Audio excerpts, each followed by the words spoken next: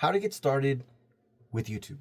For starters, I'm going to tell you a few things that this video is not about. This video is not about how to get rich quick.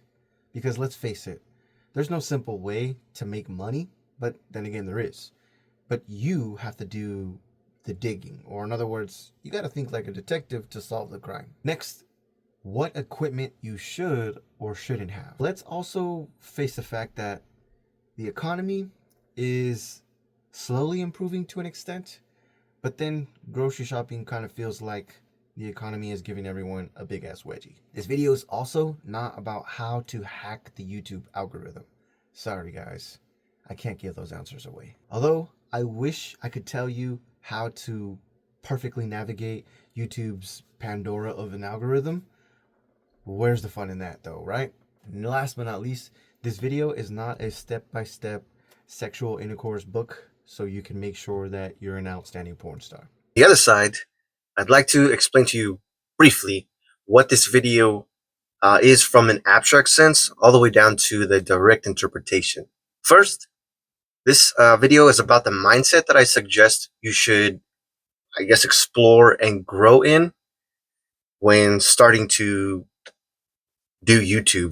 Next is why I suggest you should start creating and capturing rather than start trying to be a creator right off the bat. Third, why I suggest you should focus on the things that interest you rather than contribute to social engineering. And number four, how you can get started with ease and actually have fun with creating and capturing.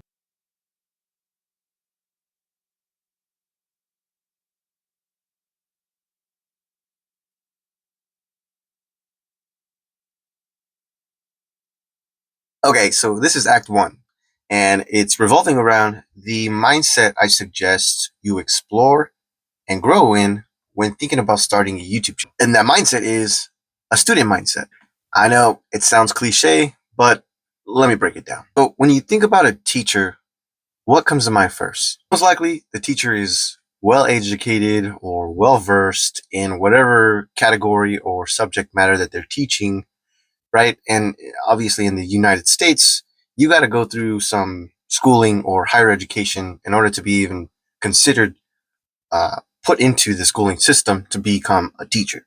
But the point I'm making is that the teacher goes to get the education, therefore they come back to be the teacher in their role or play in their role, and they already know it all. While a student is there to what?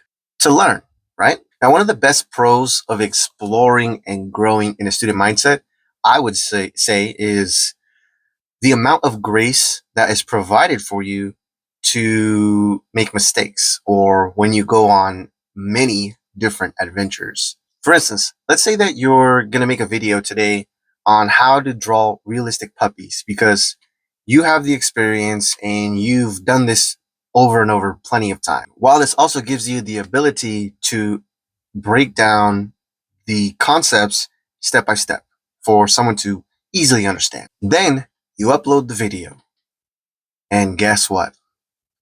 All you hear are crickets. Nobody pays attention to your content. It's your first video, and it feels like the worst breakup ever. Trust me, I know what that feels like. And then what happens? You fall asleep crying your eyes out because, hey, you wanted to start a YouTube channel, you put out a video, and it didn't provide the results that you expected. And that's okay. Now, the other funny thing is that, yes, it was only your first video. And that's not a way for you to dictate your whole life being over because of one video that didn't catch the attention of many. Now, let's say that you woke up the next morning and now you feel like YouTube apologized to you in your dreams. And now it's time to think of another idea. So you start what I call doom idea scrolling to find that ultimate I'm going to annihilate YouTube's algorithm video idea. Now, this cycle of exploration is what I call the hero loop. Because if you ever watched a hero video or a video of a hero, at some point in their story or in their travels, there's this unfamiliar, dark and eerie forest that they come by, and it seems like they're getting somewhere, but in reality, they're simply walking in circles. And it's like a maze that they have to figure out how to get out of. To me, when I say that, I start to think of multiple perspectives. I'm not going to lie. And I really would love to deep dive into those, but that's for another video on another occasion. So I will say this. When you're in the stage of constantly looking for ideas, trying over and over to please the YouTube algorithm and hoping that your marketing strategies will soon enough land you the opportunity that you very well probably deserve. The truth is that lifestyle is completely and absolutely unsustainable. But give up not, for there is an answer to your turmoil. When you finally start to understand that, yes, you don't know it all, like a teacher would. And I suggest that focusing on your core strengths and gamifying those core strengths, meaning to make things fun and interesting in as many possible ways that are enjoyable to you. And yes, I said enjoyable to you, not everybody else. Okay, I understand that's a lot to take in, but real quick is a short recap. So a major pinnacle of harnessing the student mindset, I'd say, is when nobody's watching. The benefit is that the grace provided while you're first starting and you're making mistakes and you're putting up videos that aren't edited properly or the quality isn't the greatest yet, there's grace provided during that time that allows for you to make those mistakes without being, without being upheld to the standards of a teacher, right? Harnessing the student's mindset allows for you to walk through those stepping stones without having to be the pillar that holds everything up. The benefit of that grace allows for you to make mistakes privately rather than publicly. And it's crucial to your growth, both professionally, personally, and lifestyle ways, if that makes sense. What's up, guys? Before we continue and go into Act 2, I want to share a few words. So, I have been greatly blessed and I'm very grateful for all the things that I have been able to do in my life. And there's a new opportunity that has come across in the most recent time. And speaking of time, that's the main thing that I want to talk about. Taking back time has always been the hardest thing for me to try and figure out. And being able to make videos and upload stuff to my YouTube channel, it's kind of like helped me mature, grow, and become just a better person in some contexts. Again, I'm not perfect, but in other contexts, it's helped me also become really creative and not pull out, but like grow that creative side of me that I've always wanted to. And in order to do that, I need time in order to go and make those creative things like music and these videos and to build little projects and stuff that I can sell as digital products and start merchandise and stuff like that. What I'm getting at is in order to be able to do all that, I got to have a lot more control over my time. And I've come across an opportunity that I think you might find of interest. And if you'd like to find out a little bit more, you can email me at rickjreyna@gmail.com. I'll also have the email put in the description. And all you got to do is email me and in the subject line, just put, I want to learn more about wealth. Once you do that, I'll send you back some information and we'll go from there. Besides that, let's hop right back into the video. See you there. Act 2. Why I suggest you should start creating and capturing rather than start trying to be a creator right off the bat. From what I understand about being a creator is that the pressures and expectations you have to set for yourself are way too high for a complete beginner to hold themselves accountable to. It's like having a dream of becoming an astronaut. Let's say that you graduate high school this year, and then NASA or SpaceX shows up at the doorstep of your house wanting to recruit you right off the bat. And they're like, hey, Rick, we want to send you on the next mission to Mars, but the thing is that we're on a tight time frame, and we have no time to train you. We just got to throw you in with the team and you're going to get going, and you probably won't come back. Now, let's be real. Do you honestly think that you'll contribute to the team while on that ship? Or do you honestly think that you'll hold the team back without the proper training, or without the proper briefing, or without any time spent on what the actual mission is supposed to accomplish? You're just supposed to get on the ship and say, goodbye, Earth. That's it. I'll see you maybe next time. That's my point exactly. Now, the difference from trying to be a creator right off the bat versus just starting to create anything and capturing those moments in the best ways that you can with the tools that you already have is that you're not hopping on the ship to Mars without putting yourself through some rigorous training. Now, from another perspective, trying to be a creator is probably not the ideal space you want to be in, because to me, that's mainly focused on building a business, and it doesn't guarantee your time is becoming free from the traditional path of work. The way I see it, if you want to build a legacy, discover and explore your interests like a kid would. Allow yourself to have fun creating stuff, breaking stuff, and fixing it. Because the main point of the journey that most of the heroes forget, or sometimes figure out too late down the road, is the path that they walked and the people they met along the way and the memories and experiences that they shared or created was the most important thing to them throughout the whole journey, rather than just the title of becoming a hero or quote unquote the creator.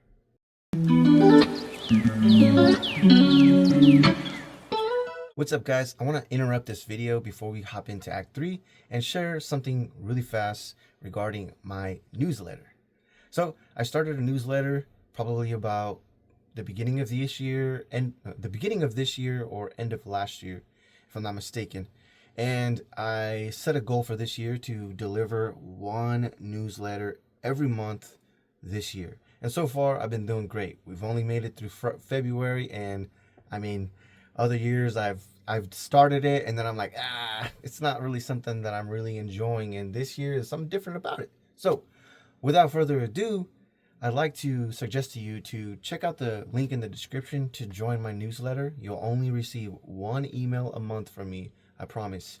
And it's mainly where I get to share some deep insights of stuff that I research or things that I learn, or just a quick message to kind of put together for you guys to keep you motivated, inspired, and not just entertained with content, but you get to deep dive into some other thoughts and things that I really like thinking about. And yeah, if you're a parent, if you're not, you both can relate, I'm pretty sure. So check out the link in the description and be sure to sign up to the newsletter.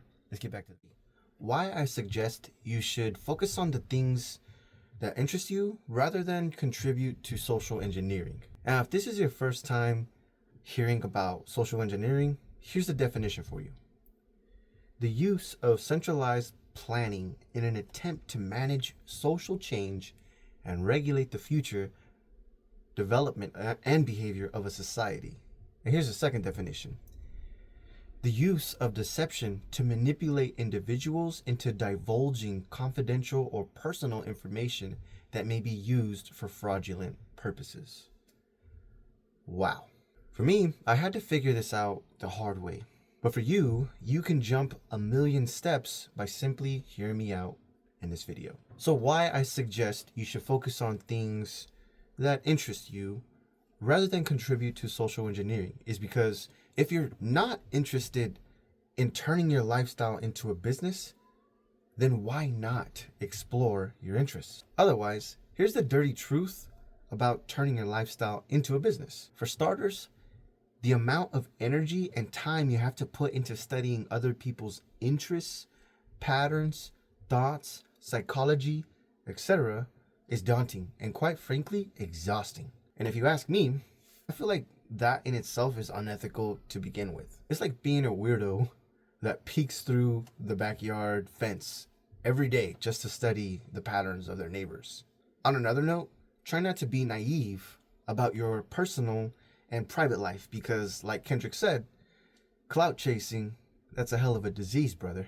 Now, when you focus on your interests, this allows you to have multiple fallbacks as support for you to resort to. For instance, if you're diagnosed with ADHD, like me, then you know that you get bored easily. So, as an example, I enjoy writing music. So, I write music, then post it. If I want to make a music video for it, I go make a music video for it and post it. If I get bored of that, I enjoy researching about psychology, leadership, technology. And so then I end up making videos about it and then I post it.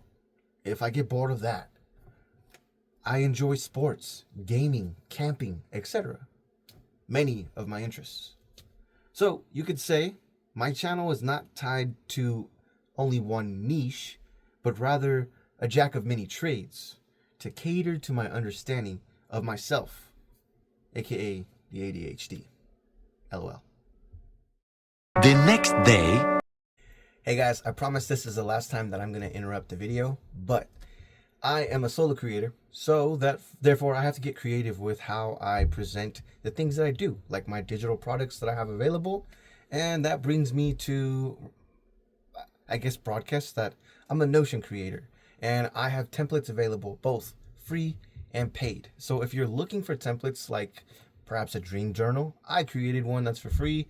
You can go check it out on my creator profile. The link is down in the description.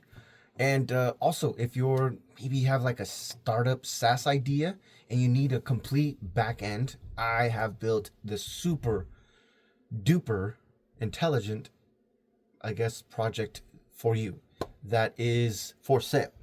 It's at a great, very great, decent, amazing price. And I was inspired to put the pricing where it is, thankfully, and surprisingly enough, because of Google Gemini. I've been watching the pricing of ChatGPT go up to about $200, and who knows where else it might be. But I haven't really checked on it lately. But before that, I was watching how prices of these AI things were becoming kind of out of hand. And I actually almost did that to my own project, my own template. I was putting it up for a really high price because I felt like it just needed to be put in a certain amount of people's hands. And I guess what I'm trying to say is that when you're creative and you know there's other people out there that are creative like you, and they could use those tools and not just a select amount of people, I think that'd be wrong for me. So I don't want to rob anybody of that creativity. The project has a mentorship. It has a freaking huge ass library of knowledge. It has a whole dashboard. It's like going into the solar system without going into the solar system. It's freaking incredible. If you check it out, let me know what you think about it. If you happen to purchase it, it's only about $25 if I'm not mistaken, 20 or 25. So yeah, if you enjoy that, or if you enjoy any of those free templates, I would appreciate some feedback, or if you can rate the templates on the Notion platform. With that said, let's hop into the video. This is the last act, which is Act 4. Act 4, you finally made it. And if you made it this far in the video, I really appreciate you. That means that maybe we've built a connection and the things that I'm talking about are actually not that stupid. So I can actually say maybe I'm a little smart. Maybe not. I don't know. The case is, if you've made it this far in this video, then I ask you to perhaps click that subscribe button if you're not already. And if you already are, perhaps consider clicking the like button so it'll show me that you're listening and you hear me out and we're forming a stronger connection and hopefully some trust, because gosh darn it, I don't put a lot of thought in these videos for nothing. Anyways, with that said, let's hop into the Act 4, which is how you can get started with ease and actually have fun with creating and capture.